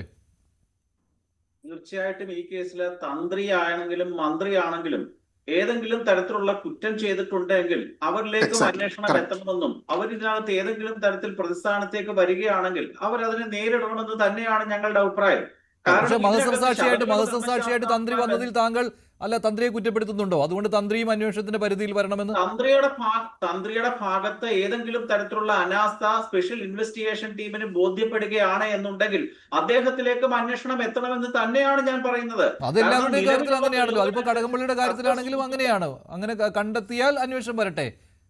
വരണം, തീർച്ചയായിട്ടും വരണം. ശ്രീ ഹസ്കർ ഇപ്പോൾ എന്താണ് പറഞ്ഞുകൊണ്ടിരിക്കുന്നത്? വാസു സാറും പപ്പേട്ടനും ഒക്കെ പരിശുദ്ധ മൃഗങ്ങളാണ്, അവരൊന്നും യാതൊരു കുറ്റവും ചെയ്തിട്ടില്ല. ഇപ്പോഴും അദ്ദേഹം വാസു സാറിനെ ന്യായീകരിക്കുകയാണ്.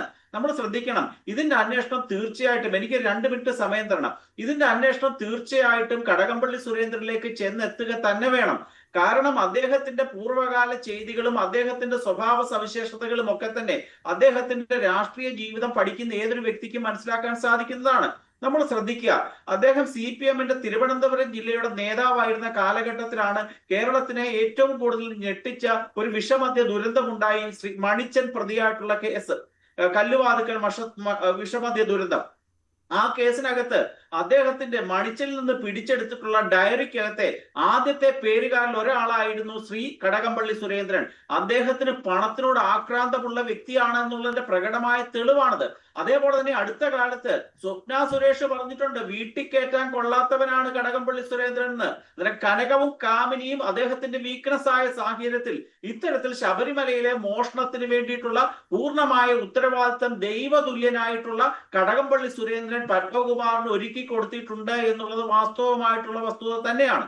നമ്മൾ വേറെ 2-3 കാര്യങ്ങൾ കൂടെ ചിന്തിക്കേണ്ടതുണ്ട്. ശ്രീ പത്മകുമാറിനെ സംബന്ധിച്ചിടത്തോളം ഞങ്ങളുടെയൊക്കെ പ്രദേശത്ത് പറയുന്ന ഒരു പ്രയോഗമാണ് ഈ അറം പറ്റുക എന്നൊരു പ്രയോഗമുണ്ട്. എന്ന് പറഞ്ഞാൽ പറഞ്ഞ കാര്യം തനിക്ക് തന്നെ ആപത്തായി വരുന്നതിനെയാണ് അറം പറ്റുക എന്ന് പറഞ്ഞത്. 2025 മാർച്ച് മാസം 9-ഓ 10-ഓ തീയതികളിലായിരുന്നു കൊല്ലത്ത് CPM-ന്റെ സംസ്ഥാന സമ്മേളനം നടന്നത്. പത്തനംതിട്ട ജില്ലാ കമ്മിറ്റി അംഗമായിട്ടുള്ള ശ്രീ പത്മകുമാർ വിചാരിച്ച അദ്ദേഹത്തിന് സംസ്ഥാന സമിതിയിലേക്ക് എടുക്കുമെന്നാണ്. പക്ഷേ മുഖ്യമന്ത്രിയുടെ മാനസപുത്രിയായിട്ടുള്ള വീണ ജോർജിനെ എടുത്ത സമയത്ത് ഈ പത്മകുമാറിനെ ഒഴിവാക്കി. അതേ ദിവസം അദ്ദേഹം അവിടുന്ന് ഊണ് പോലും കഴിക്കാതെ വന്നിട്ട് അദ്ദേഹം ഫേസ്ബുക്കിൽ എഴുതിയിട്ടുള്ള ഒരു 4 വരി വാചകമുണ്ട്. അനീതി, വഞ്ചന, അവഹേളനം, 53 വർഷത്തെ പൊതുപ്രവർത്തനം, ലാൽ സലാം.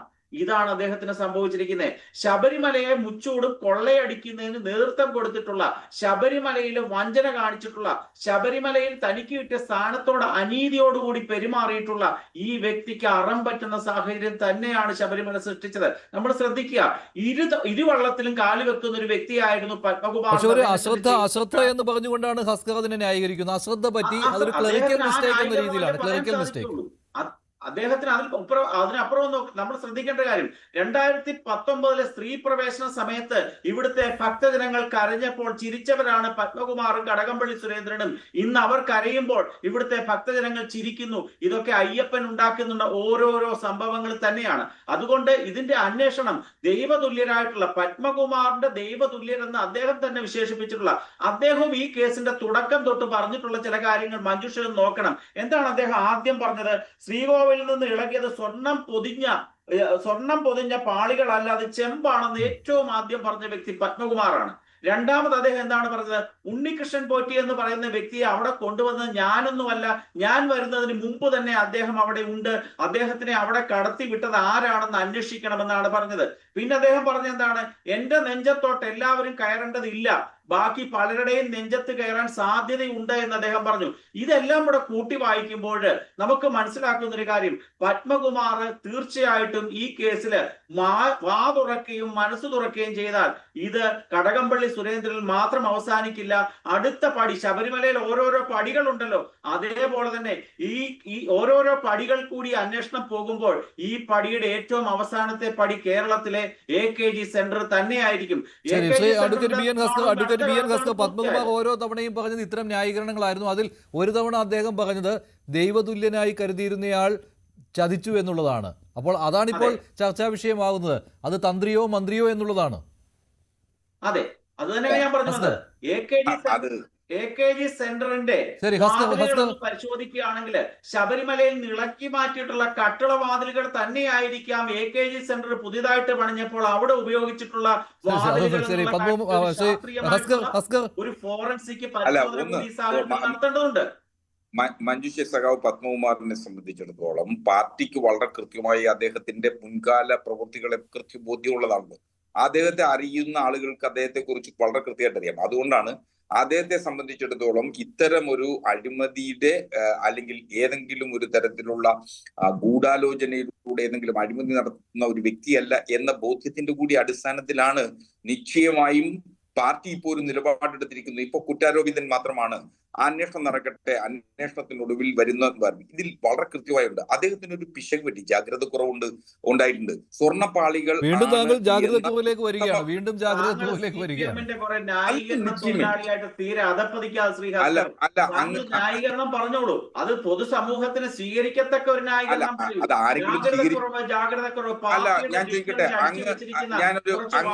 താങ്കൾ എടുത്ത് ഉപയോഗിക്കുന്നതുകൊണ്ട് ഇതൊന്നും പൊതുസമൂഹം സ്വീകരിക്കുമെന്ന് ജാഗ്രതക്കുറവല്ല, മോഷണത്തിലെ ജാഗ്രതയാണ് അവർ കാണിച്ചത്.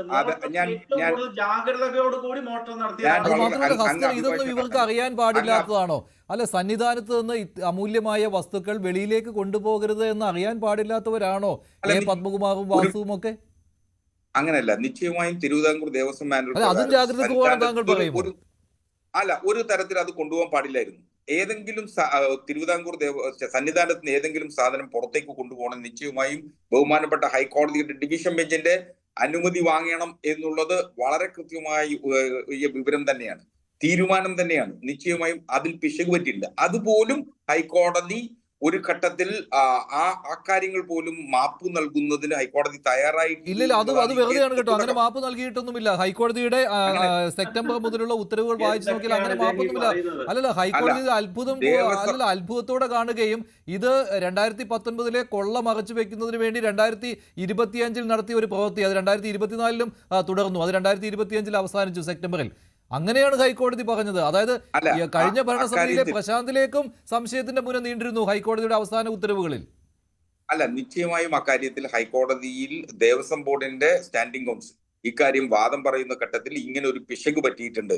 അത് ഹൈക്കോടതിയുടെ ശ്രദ്ധയിൽപ്പെടുത്താതെ ഇത്തരം ഒരു തീരുമാനമെടുത്തതിൽ ദേവസ്വം ബോർഡിന് പിശക് പറ്റിയിട്ടുണ്ട് എന്നുള്ളതും അക്കാര്യത്തിൽ ബഹുമാനപ്പെട്ട ഹൈക്കോടതി മാപ്പ് നൽകണമെന്നും ദേവസ്വം ബോർഡിന് വേണ്ടി ഹാജരായിട്ടുള്ള സ്റ്റാൻഡിംഗ് കൗൺസിൽ പറഞ്ഞതിന്റെ അടിസ്ഥാനത്തിൽ വാദം ആ അർത്ഥത്തിൽ കോടതി അപ്പോ വാക്കാൽ അക്കാര്യത്തിൽ അതല്ലല്ലോ ഇവിടത്തെ. പക്ഷെ അതിനുശേഷം പ്രശാന്ത് തനിക്കെതിരെയുള്ള പരാമർശം നീക്കണമെന്ന് ആവശ്യപ്പെട്ട് ഹൈക്കോടതിയെ സമീപിച്ചിരുന്നു. അതിനുശേഷം വന്ന ഉത്തരവിൽ അതിനേക്കാൾ ശക്തമായ രീതിയിലാണ് നിലവിലെ ഭരണസമിതി എന്ന് പറയാൻ പറ്റില്ല. ഇപ്പോൾ ജയകുമാറിന്റെ അധ്യക്ഷതയിൽ പുതിയ ഭരണസമിതി വന്നല്ലോ. അതിന് തൊട്ടു മുമ്പ് സ്ഥാനമൊഴിഞ്ഞ ഈ PS പ്രശാന്തിന്റെ നേതൃത്വത്തിലുള്ള ഭരണസമിതിക്കെതിരെ വിമർശനം ഉന്നയിച്ചത്. അതുകൊണ്ട് തന്നെയാണല്ലോ PS പ്രശാന്തിന് പിന്നെ കാലാവധി നീട്ടി കൊടുക്കാതിരുന്നത്. ഇതെല്ലാം നമ്മുടെ മുന്നിലുള്ള വസ്തുതകളാണ്. അതുകൊണ്ട് ഹൈക്കോടതി ഒരു കാരണവശാലും ഒരു തരത്തിലും മാപ്പ് നൽകിയിട്ടില്ല ഈ വിഷയത്തിൽ.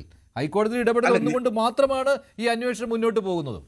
അല്ല, ഇന്നലെ വരെ നിങ്ങൾ പറഞ്ഞിരുന്നത് SIT പോലും തീരുമാനിക്കുന്നത് ആഭ്യന്തര വകുപ്പായിരുന്നു. SIT ഇപ്പോ CPM-ന്റെ ജില്ലാ കമ്മിറ്റി അംഗമായിട്ടുള്ള പത്മകുമാർ സഖാവിനെ അറസ്റ്റ് ചെയ്തതോടുകൂടി അങ്ങനെയൊന്നും പറഞ്ഞില്ല. ഹൈക്കോടതിയുടെ ജാഗ്രത ഉള്ളത് കൊണ്ട്, ഓരോ ദിവസവും ശ്രദ്ധയുള്ളത് കൊണ്ട് അന്വേഷണം മുന്നോട്ട് പോകുന്നു എന്ന് തന്നെയാണ് പറഞ്ഞത്. ഈ ഫ്ലോറിൽ അങ്ങനെയാണ് പറഞ്ഞത്. എന്തായാലും അങ്ങനെ നിശ്ചയമായും ഇന്നലെ വരെയുള്ള കാര്യങ്ങളാണ് ഞാൻ ഈ പറയുന്നത്. അങ്ങനെയാണ് പറഞ്ഞത്. ഹൈക്കോടതി എന്ന് തൊട്ട് ഇടപെട്ടോ അന്ന് തൊട്ട് അന്വേഷണം നന്നായിട്ട് പോകുന്നുണ്ട്. ഹൈക്കോടതി ഇടപെട്ടത് കൊണ്ട് മാത്രമാണ് ഈ സ്വർണ്ണപ്പാളികൾ, ദ്വാരപാലക ശില്പങ്ങളിലെ സ്വർണ്ണപ്പാളികൾ ചെന്നൈയിലേക്ക് കൊണ്ടുപോയത് പിടിക്കപ്പെടുന്നത്. അല്ലായിരുന്നുവെങ്കിൽ ഇത്തവണയും ആരും അറിയുമായിരുന്നില്ല. ഇത്തവണ അറിഞ്ഞില്ലായിരുന്നുവെങ്കിൽ 2019 നടന്ന കൊള്ളയും ആരും അറിയുമായിരുന്നില്ല. അപ്പോൾ ഹൈക്കോടതിയുടെ ഇടപെടലാണ്. ദേവസ്വം സ്പെഷ്യൽ കമ്മീഷണർക്കാണ് അവിടെ കൈയടി കൊടുക്കേണ്ടത്. അല്ല, അത് ആരൊക്കെയാണെന്നുള്ളത് ഞാൻ വളരെ കൃത്യമായിട്ട് ഇക്കാര്യത്തിൽ ഒരു പ്രവചനാത്മകമായ ഒരു കാര്യം പറയാൻ ആഗ്രഹിക്കുന്നു. നാം എല്ലാവരും ഒരു കാലഘട്ടത്തിൽ ശ്രീ നമ്പി നാരായണനെ കേരളത്തിന്റെ പൊതുസമൂഹത്തിൽ ആകമാനം ചാരനെന്നും ISROയുടെ മുഴുവൻ രഹസ്യങ്ങളും ചോർത്തിക്കൊടുത്തു എന്ന അർത്ഥത്തിലും അദ്ദേഹത്തെ ഇങ്ങനെ വിമർശിച്ചുകൊണ്ടിരുന്ന ആളുകളായിരുന്നു. മഹാഭൂരിപക്ഷം മനസ്സുകളിലും അദ്ദേഹം കൊടിയ പാപിയും കൊടിയ തെറ്റുകാരനും എന്ന നിലയിൽ കരുതിയിരുന്ന ഒരു കാലമുണ്ട്. അതുപോലെയാണ് ഞാൻ ഈ പറയുന്ന വാസു സാറിന്റെ സാഹചര്യവും. അദ്ദേഹം നാളെ മറ്റൊരു നമ്പി നാരായണൻ ആവില്ല എന്ന് ഒരു തരത്തിലും പറയാനാവില്ല. കാരണം അദ്ദേഹത്തിന്റെ ഭാഗത്ത് നിന്ന് വന്നിട്ടുള്ള വീഴ്ച എന്ന് പറയുന്നത് അദ്ദേഹം ചെമ്പുപാളികൾ എന്ന് തന്റെ ഡെപ്യൂട്ടി കമ്മീഷണർ തയ്യാറാക്കി കൊണ്ടുവന്നതിലെ പിശക് തിരുത്തുന്നതിന് അദ്ദേഹത്തിനായില്ല എന്നുള്ളത് മാത്രമാണ്. അതേ പിശക്, അതുകൊണ്ടാണ് ഞാൻ നേരത്തെ പറഞ്ഞത്. ഇപ്പൊ ഞാനും അനിലുമൊക്കെ അഭിഭാഷകരാണ്. ഞങ്ങളുടെ ക്ലർക്കുമാർ രാവിലെ കോടതിയിലേക്ക് അപേക്ഷ നൽകുന്നതിന് വേണ്ടി തയ്യാറാക്കിയ അപേക്ഷകൾ കൊണ്ടുവരും. പലപ്പോഴും ഞങ്ങളാരും ആ അപേക്ഷ വായിച്ചു നോക്കും, മഹാഭൂരിപക്ഷ അഭിഭാഷകരും വായിച്ചു നോക്കുന്നുള്ള സാഹചര്യം ഉണ്ടാവാറില്ല. സമയക്കുറവുകൾ നമ്മൾ കൃത്യമായി ഒപ്പിട്ട് കൊടുക്കാറുണ്ട്, അപേക്ഷ കോടതിയിൽ ഫയൽ ചെയ്യാറുണ്ട്.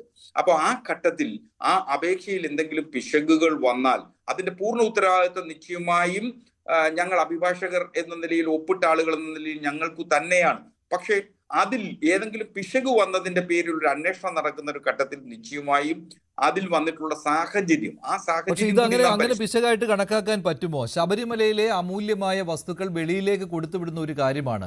അവിടെ ഒരു ജാഗ്രത കുറവ് എന്നൊക്കെ പറഞ്ഞ് എങ്ങനെ കൈയൊഴിയാനാവും? അത് തന്നെ അവിടെ ആ ഒരു ഘടകം തന്നെ അവിടെ നിൽക്കുന്നുണ്ടല്ലോ. ഇത്രയും വിലയേറിയ വസ്തുക്കൾ അവിടെ നിന്ന്, അതിപ്പോൾ ആയിക്കോട്ടെ, ചെമ്പായിക്കോട്ടെ, ചെമ്പായാൽ പോലും അതിൻ്റെതായ ഒരു മൂല്യമുണ്ട്. കാരണം അത് ശബരിമലയിലേതാണ്.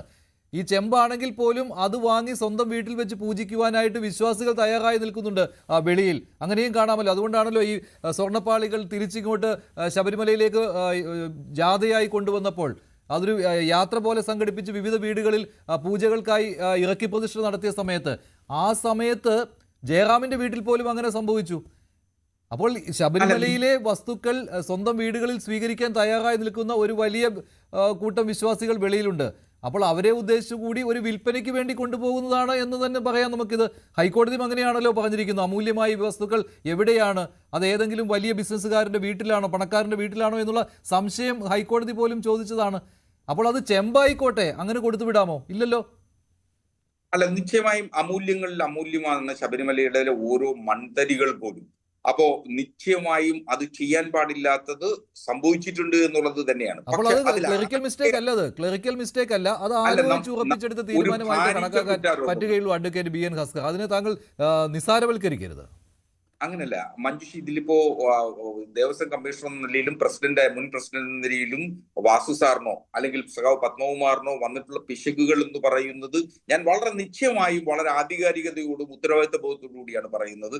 അതൊരു ജാഗ്രത കുറവ്, ഇൻഅഡ്വർട്ടന്റ് മിസ്റ്റേക്ക് അല്ലെങ്കിൽ ഒമിഷൻ എന്നുള്ളതിനപ്പുറം അതിൽ യാതൊരു തരത്തിലുമുള്ള ഗൂഢാലോചനയോ ഏതെങ്കിലും ഇപ്പോഴും അദ്ദേഹം ജാഗ്രത കുറവിലാണ് നിൽക്കുന്നത്. ഇത്രയും കാര്യങ്ങൾ പറഞ്ഞിട്ട് ശ്രീ ഹസ്കർ എത്ര നിസ്സാരവൽക്കരിച്ചാണ് ഈ കേസിനെ പറ്റി പറയുന്നത്. 1-2 തവണ അദ്ദേഹം വളരെ മോശമായി എന്ന് പറഞ്ഞാലും ശ്രീ വാസു സാറും ശ്രീ പപ്പേട്ടനും ഒക്കെ എത്രയോ സാധുക്കളാണ്. അവരുടെ ഭാഗത്തു നിന്നുണ്ടായ ചെറിയൊരു അശ്രദ്ധ കൊണ്ട് മാത്രമാണ് അവർ പ്രതിയായതെന്നൊക്കെ അദ്ദേഹം കരഞ്ഞു പറയുന്നത് കേട്ടാല് എത്രമാത്രം ദയനീയത അദ്ദേഹം അർഹിക്കുന്നുണ്ട് എന്ന് നമ്മൾ നോക്കണം. ഈ കേസിന്റെ നാൾവഴികൾ പഠിച്ചിട്ടുള്ള നാൾവഴികളും ഹൈക്കോടതി രേഖകളും പരിശോധിക്കുമ്പോഴൊക്കെ കാണാൻ സാധിക്കുന്നത് ഈ വ്യക്തികളുടെ ഭാഗത്തുള്ള ഒമിഷൻ ആയിരുന്നില്ല, ഇവരുടെ ജാഗ്രതയായിരുന്നു. എന്തിനു വേണ്ടിയുള്ള ജാഗ്രത? ശബരിമലയിലെ മാക്സിമം സാധനങ്ങള് ശ്രീ സ്ത്രീ പ്രവേശനത്തിന്റെയും പ്രളയത്തിന്റെയും മറവിൽ അടിച്ച് കടത്തിക്കൊണ്ടുപോയി വിറ്റതിന് ശേഷം കോടീശ്വരന്മാരായി മാറുക എന്നുള്ള ജാഗ്രതയുടെ ഭാഗമായിട്ടാണ് ഇവർ ഇത്തരത്തിലുള്ള മോഷണങ്ങൾ നടത്തിയിട്ടുള്ളത്. അത് CPM എന്ന് പറയുന്ന പാർട്ടിയുടെ സംവിധാനത്തിനെ പറ്റി അറിയാവുന്ന എല്ലാവർക്കും മനസ്സിലാകുന്ന ഒരു വസ്തുതയുണ്ട്. CPM എന്ന് പറയുന്ന പാർട്ടി അറിയാതെ ഈ പത്മകുമാറിനോ വാസുവിനോ അണുവിട ചലിക്കാൻ സാധിക്കില്ല ശബരിമലയിൽ. ശബരിമല ബാക്കി ക്ഷേത്രങ്ങളിൽ നിന്ന് വളരെ വ്യത്യസ്തമായ സാഹചര്യത്തിലുള്ള ഒരു ക്ഷേത്രമാണെന്ന് എല്ലാവർക്കും അറിയാം. അവിടെ യഥാർത്ഥത്തിൽ മാസത്തിലെ 4 or 5 ദിവസവും മകരവിളക്ക് കാലത്തുള്ള 41 ദിവസവും മാത്രമാണ് ശബരിമലയിൽ നട തുറന്നു വെച്ചിരിക്കുന്നത്. ബാക്കി സമയം മോഷണത്തിന് വേണ്ടി കൃത്യമായി ഉപയോഗിക്കാം എന്നുള്ളത് ഇവരുടെ അജണ്ടയുടെ ഭാഗം തന്നെയായിരുന്നു. ഇതിന്റെ തെളിവുകൾ കോടതിയിലേക്ക് വരുമ്പോൾ ഇവരുടെ ഭാഗത്തു നിന്നുള്ള ഒമിഷനുകളെ പറ്റി അല്ല, ഇവരുടെ ജാഗ്രതയാണ് അവിടെ ചർച്ച ചെയ്യാൻ പോകുന്നത്. മോഷ്ടിക്കുന്നതിന് ഇവർ കാണിച്ച ജാഗ്രത എടുത്തു പറയത്തക്ക ഒരു കാര്യം തന്നെയാണ്. നമ്മൾ ശ്രദ്ധിക്കേണ്ട ഒരു കാര്യം കൂടിയുണ്ട്. ശ്രീ പത്മകുമാർ എന്ന് പറയുന്ന വ്യക്തി 2017 ശബരിമലയിൽ ഇപ്പോൾ നടത്തിയിട്ടുള്ള മോഷണത്തിന് സമാനമായിട്ടുള്ള ശബരിമലയിലെ ഈ നമ്മളിപ്പോ ചർച്ച ചെയ്യുന്ന മരംവെട്ട് കേസുണ്ടല്ലോ വയനാട്ടിലെ, സമാന സാഹചര്യം സൃഷ്ടിക്കാൻ അദ്ദേഹം കോപ്പ് കൂട്ടിയ ഒരു വ്യക്തി തന്നെയാണ്. ശബരിമല വികസിപ്പിക്കുക എന്നുള്ള ലക്ഷ്യം പറഞ്ഞുകൊണ്ട് ശബരിമല വനത്തിലെ വൻ മരങ്ങൾ വെട്ടിവിക്കണമെന്നുള്ള ഒരു ലക്ഷ്യവും അദ്ദേഹത്തിനുണ്ടായിരുന്നു. അന്ന് വനം വകുപ്പ് കർശനമായിട്ട് അതിനെ തടഞ്ഞതുകൊണ്ട് മാത്രമാണ് ആ ലക്ഷ്യം അദ്ദേഹത്തിന് പൂർത്തീകരിക്കാൻ സാധിക്കാതെ വന്നത്. അതുപോലെ തന്നെ ഈ കേസിനകത്ത് സ്പെഷ്യൽ ഇൻവെസ്റ്റിഗേഷൻ ടീമിനും ചെറിയ പാളിച്ചകൾ പറ്റിയിട്ടില്ല എന്ന് നമുക്ക് പറയാൻ സാധിക്കില്ല. നമ്മൾ നോക്കൂ, ഈ കേസിന്റെ നാൾവഴികൾ അനുസരിച്ച് ഏകദേശം 60-70 ദിവസം ഇതുവരെ കഴിഞ്ഞിരിക്കുകയാണ്. ഇന്നലെ പത്മകുമാറിന്റെ അറസ്റ്റ് രേഖപ്പെടുത്തിയതിനു ശേഷം ഇന്ന് അദ്ദേഹത്തിന്റെ ആറന്മുളയിലെ വീട്ടിൽ പരിശോധന നടത്തി. ആറന്മുളയിൽ ആട് കിടന്നെടുത്ത് പൂട പോലും കാണില്ലെന്ന് എല്ലാവർക്കും അറിയാം. അദ്ദേഹത്തിന് അറിയാമല്ലോ, താൻ ഏതെങ്കിലുമൊക്കെ അബദ്ധം കാണിച്ച രേഖകൾ തന്റെ വീട്ടിൽ ഉണ്ട് എങ്കിൽ അത് ഈ ലോകത്ത് ഒരിടത്തും ഇന്നത് കാണത്തില്ല, അതെന്നേ കത്തിച്ചു കാണും. അദ്ദേഹത്തിന്റെ സമീപത്ത് കൂടി ഒഴുകുന്ന പമ്പാ നദിയിൽ അത് വലിച്ചെറിഞ്ഞു കാണും. ഇതൊക്കെ സ്പെഷ്യൽ ഇൻവെസ്റ്റിഗേഷൻ ടീം ഇവർക്ക് ഭാവിയിൽ രക്ഷപ്പെടാൻ വേണ്ടി അവസരം ഉണ്ടാക്കിയത് തന്നെയാണ്. ഹൈക്കോടതിയുടെ നേരിട്ടുള്ള മേൽനോട്ടം അവിടെ ഉണ്ടല്ലോ അനിൽപിള്ളയിൽ, നമ്മളെല്ലാം അഭിമാനം കൊള്ളുന്നു അതുകൊണ്ടാണല്ലോ. അല്ലല്ല, മേൽനോട്ടമുണ്ട്, അവരെ ഞാൻ കുറ്റം പറയുകയല്ല. പക്ഷെ നമ്മൾ ശ്രദ്ധിക്കേണ്ടത് ഇവരൊരു സാധാരണ പോക്കറ്റ് അടിക്കാരോ തെരുവിൽ ഒരു മാല പൊട്ടിച്ചോടുന്ന കള്ളന്മാരോ അല്ല. ഇതിനകത്തെ വമ്പൻ സ്രാവുകളാണ്. ഇവരെ സംബന്ധിച്ച് ശ്രീ മഞ്ജുഷ് ഇപ്പോൾ ഏതെങ്കിലും ഒരു കേസിൽ ഒരു ആരോപണ വിധേയനായി എന്ന് കരുതുക. മഞ്ജുഷിന്റെ അതുമായി ബന്ധപ്പെട്ട് മഞ്ജുഷിനെതിരെ ഭാവിയിൽ ഉപയോഗിക്കാവുന്ന ഏതെങ്കിലും തെളിവുണ്ടെങ്കിൽ മഞ്ജുഷ് ആദ്യം ചെയ്യുന്നത് എന്തായിരിക്കും? ആ രേഖ നശിപ്പിക്കുകയാണ്. അല്ല, സ്പെഷ്യൽ ഇൻവെസ്റ്റിഗേഷൻ ടീം വരട്ടെ, ഇത് എടുത്തുകൊണ്ട് പോകട്ടെ, ഭാവിയിൽ എന്നെ ശിക്ഷിച്ചോളട്ടെ. അങ്ങനെയുള്ള സദാചാരമുള്ള കള്ളന്മാരൊന്നും അല്ലല്ലോ ഇവർ രണ്ടുപേരും. ഇവർക്ക് കൃത്യമായ അവസരം ഒരുക്കി കൊടുത്തു എന്നുള്ളത് എല്ലാവർക്കും മനസ്സിലാക്കി. അതുപോലെ തന്നെയാണ് ഇനി അന്വേഷണങ്ങളിലേക്ക് ചെല്ലുന്തോറും ഈ കേസിലെ തെളിവുകൾ സ്വാഭാവികമായി നശിപ്പിക്കപ്പെട്ടുകൊണ്ടിരിക്കുക തന്നെയാണ്. അതിനുള്ള അവസരം ഇവർക്കൊക്കെ കിട്ടുന്നുണ്ട്. ശ്രീ ഹസ്കർ പറയുന്ന ഒരു കാര്യമുണ്ടല്ലോ, അദ്ദേഹം പറഞ്ഞു ഇവരൊക്കെ നിരപരാധികളാണ്, ഇവരൊന്നും യാതൊരു കുറ്റവും ചെയ്തിട്ടില്ല എന്നുള്ളതാണ് അദ്ദേഹം പറയുന്നത്. അത് CPM-ന്റെ അജണ്ടയിൽ ഇത്തരത്തിലുള്ള അച്ചടിച്ചു വെച്ചിരിക്കുന്ന കുറെ കാര്യങ്ങളുണ്ട്. ഇവർക്ക് തീവ്രത പരിശോധിക്കട്ടെ. ഇവര് ഈ ശ്രീമതി ടീച്ചർ ഉൾപ്പെടെയുള്ള ആൾക്കാർ ഓരോ കേസുകൾ നടക്കുമ്പോൾ തീവ്രത പരിശോധിക്കുമായിരുന്നല്ലോ. ഇവർ അവസാനം പറയാൻ പോകുന്നത് എന്താണ്? ഈ വാസുവും പത്മകുമാറും, ഹസ്കറിന്റെ ഭാഷയിൽ പറഞ്ഞാൽ വാസു സാറും പപ്പേട്ടനും ഒക്കെ തീവ്രത കുറഞ്ഞ ഒരു മോഷണവും ജാഗ്രതക്കുറവും മാത്രമേ കാണിച്ചുള്ളൂ, അതുകൊണ്ട് അവരൊക്കെ നിരപരാധികളാണ്, അവരെയൊക്കെ വെറുതെ വിടണമെന്ന് ഇനിയും പാർട്ടി നാളെ പറയാൻ സാധിക്കും എന്നുള്ളതാണ് എല്ലാവർക്കും മനസ്സിലാകുന്ന ഒരു വസ്തുത. അതുപോലെ തന്നെ ശ്രീ പത്മകുമാറിനെ സംബന്ധിച്ച് അദ്ദേഹത്തിന്റെ രാഷ്ട്രീയ ഗുരു എന്ന് പറയുന്ന കേരളത്തിലെ കാരണഭൂതനായിട്ടുള്ള പിണറായി വിജയൻ തന്നെയാണ്. കാരണം CPM-നകത്ത് അച്യുതാനന്ദന്റെയും ഈ പിണറായിയുടെയും ഗ്രൂപ്പിസം കൊടി കുത്തി വാഴുന്ന കാലത്ത് പത്തനംതിട്ട ജില്ലയിൽ ഈ പിണറായിയുടെ ചാവേറായി പ്രവർത്തിച്ച ഒരു ഒറ്റ നേതാവ് മാത്രമേ ഉണ്ടായിരുന്നുള്ളൂ, അത് പത്മകുമാറാണ്.